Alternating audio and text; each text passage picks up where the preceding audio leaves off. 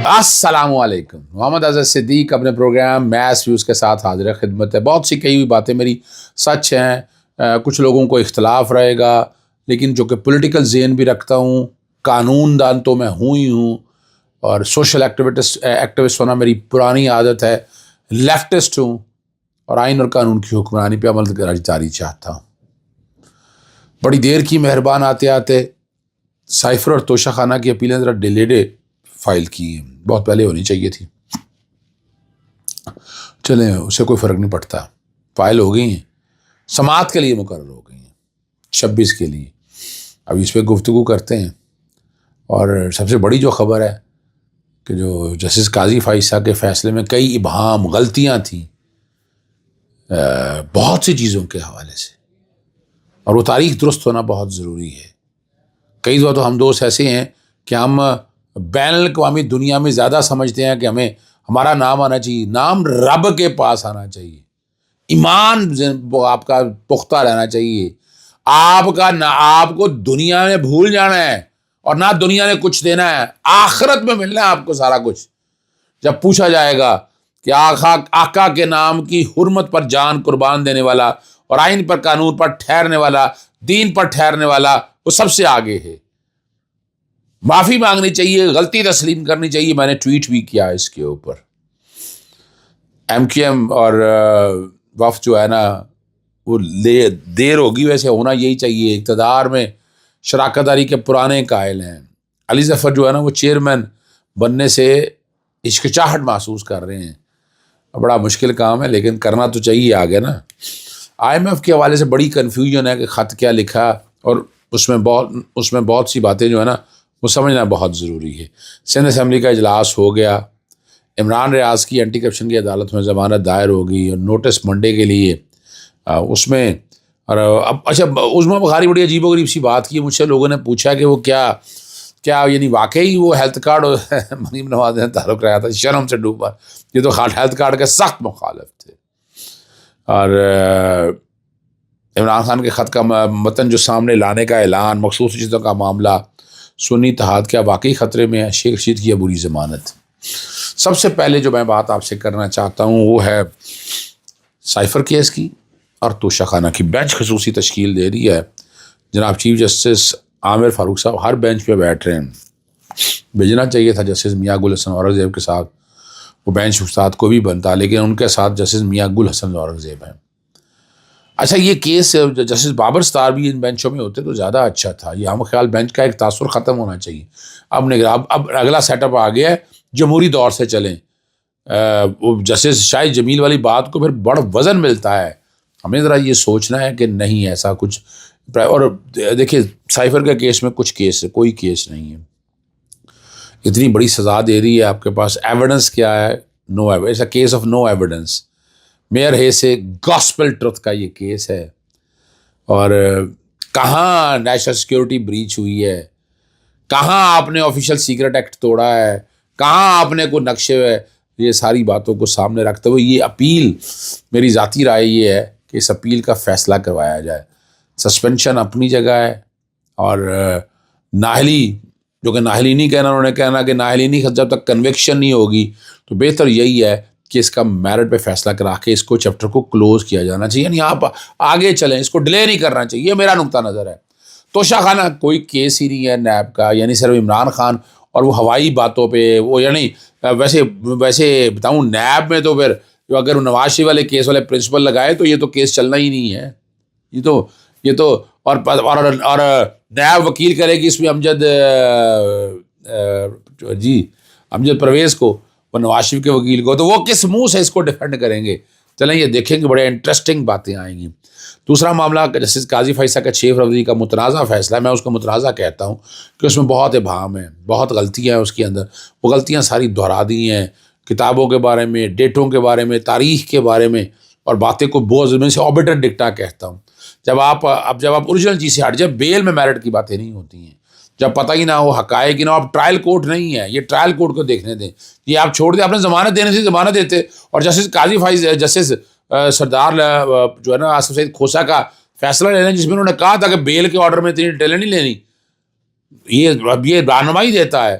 اور آپ یہ کیا 2 ممبر بینچ 5 ممبر بینچ کا جو پہلے فیصلہ تھا اس کو اوور رائڈ کر سا جماعت اسلامی نے پہل کر لی ہے اس میں، اور نظر ثانی کی درخواست دائر ہو چکی ہے، اور اس کی سماعت بھی 26 فروری کو متوقع ہے، اب چونکہ فائل کر دی ہے، ورنہ میں بھی اس میں دائر کر رہا تھا، ہم بھی اس میں آئیں گے انشاءاللہ العزیز۔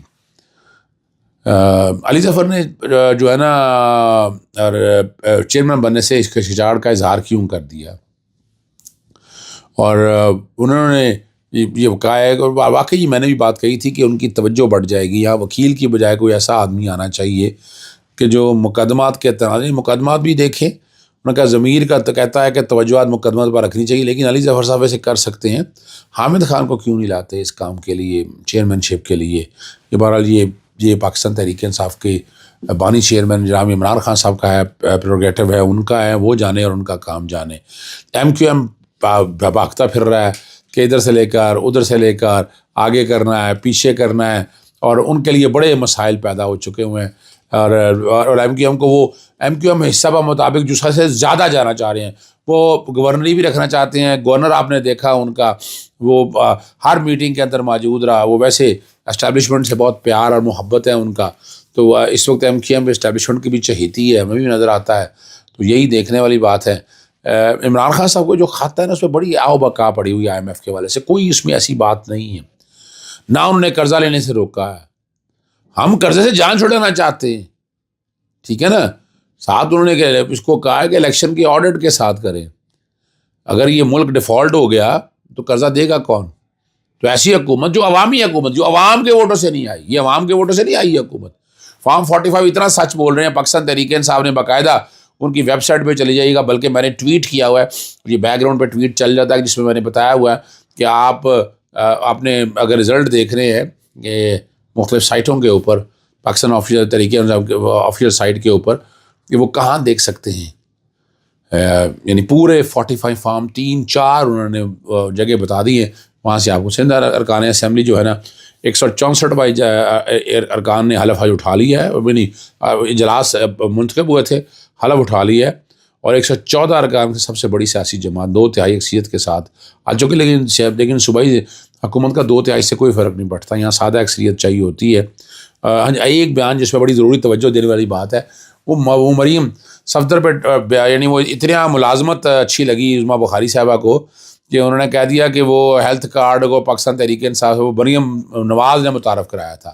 اب یہی کہنا ہے، مریم نواز منتخب ہونے کا پہلی تقریر میں ہیلتھ کارڈ سے متعلق روڈ میپ دیں گی، پہلی خاتون وزیر اعلیٰ بننے جا رہی ہیں، وہ نظر آ رہا ہے بنانے والے نے بنا دیا، ووٹ کو عزت دو کا نعرہ لاتی تھیں، آج اسٹیبلشمنٹ کے فرنٹ لائن روڈ رنر ہیں، یعنی ان کا سارا بیکیج اٹھا رہی ہیں، اور یہ بوجھ ناتما کندھے رہ جائیں گے، دیکھیں گے کیسے بڑی باتیں کرتی تھی اتنا جنرل باجوہ کے بارے میں، جنرل فیاض حمید کے بارے میں، آج کیا کہیں گی؟ آج اسے جنرل باجوہ کی بدولت تو یہاں تک ہے، انہیں کو ووٹ دیا تھا، انہیں سے احسانات ہیں، اور انہیں کا رشتہ دار آپ اسپیکر پنجاب اسمبلی لے جانے جا رہی ہیں، اس سے اور کیا بات رہ جائے گی آپ کو؟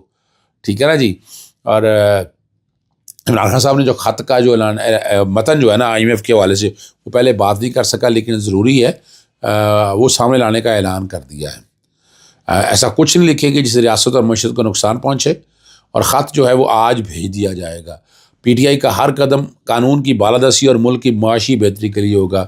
ٹرانسپیرنسی کی باتیں ہو رہی ہیں اور کچھ نہیں ہو رہا، تو اس لیے پریشان ہونے کی ضرورت نہیں ہے۔ محسن نقوی کے اس بیان پہ بڑی مجھے ہنسی اور مسکراہٹ آئی۔ نظر آیا محسن نقوی کا ایک تعلق انٹرنیشنل اسٹیبلشمنٹ سے ہے، لنڈن آج تک بتائے نہیں تعلقات ان کا ڈیٹا سارا اگر نکال جائے پتہ چل جائے گا کہاں اٹھتے ہیں کہاں بیٹھتے ہیں، سمجھ آ رہا ہے کہ اچھا وہ فخر کی بات ہے ان کے لیے، ہم جیسے لوگوں کے فخر کی بات نہیں، ہمیں اپنے ملک سے پیار ہے، ہم اپنے ملک سے اگر کسی سٹیج کے اوپر ایسی کوئی بات ہوگی تو ہم دیں گے۔ وہ بڑا بتا رہے ہیں جی، انہوں نے جناب ملاقات کی اور انہوں نے کہا جی میں نے 1 روپیہ تنخواہ نہیں، تنخواہ لے کیا ہوتی ہے؟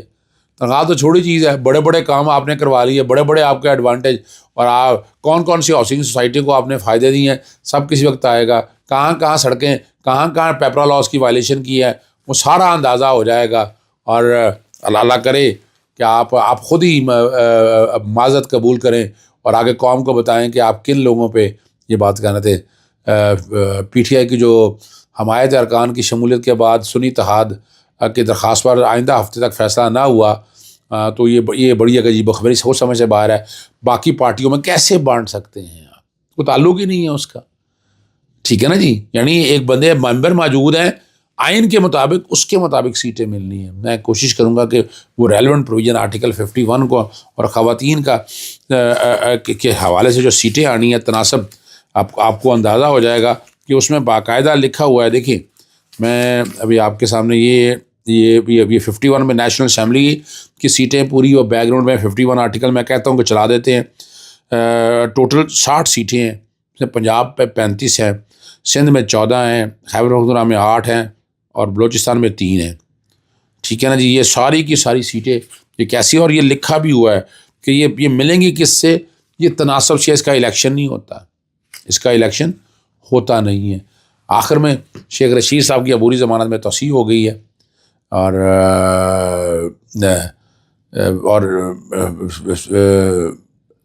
سابق صدر جو ہے نا مبینہ سازش کا الزام لگانے کے معاملے پر جو یہ کیس چل رہا تھا, اس میں عبوری ضمانت میں شیخ رشید صاحب کی جو ہے نا وہ توسیع ہوگی. ہاں میں ایک بات تو میں بھول ہی گیا, عمران ریاض کے اینٹی کرپشن عدالت میں درخواست ہے, یہ آئینی درخواست, یہ جھیل تھراپی کا ٹھیکہ دینے کے اونے بونے کے, حالانکہ پبلک آکشن ہوئی, ایک ایک چیز ڈیٹا ہم سارا اکٹھا کر رہے ہیں, اور چیزیں ساری ہم اب ریکارڈ پہ رکھ کر آپ کے سامنے ہم لا دیں گے. دائر کر دی گئی ہے, جھوٹا اور بے بنیاد مقدمہ ہے, سیاسی اور ذاتی انتقام کا نشانہ بنایا جا رہا ہے. ایک بھی ثبوت نہیں ہے, ہر چیز ڈکلیئر ہے, ایک ایک چیز ریکارڈ کے اوپر ہے. چونکہ سارا دن اینٹی کرپشن کے جج صاحب یہاں موجود نہیں تھے, تو منڈے کے لیے ڈیٹ گئی ہے. انشاءاللہ العزیز اگلے ہفتے میں عمران ریاض ہمارے سامنے ہوں گے. اجازت چاہتا ہوں. السلام علیکم, اللہ حافظ. پاکستان زندہ باد.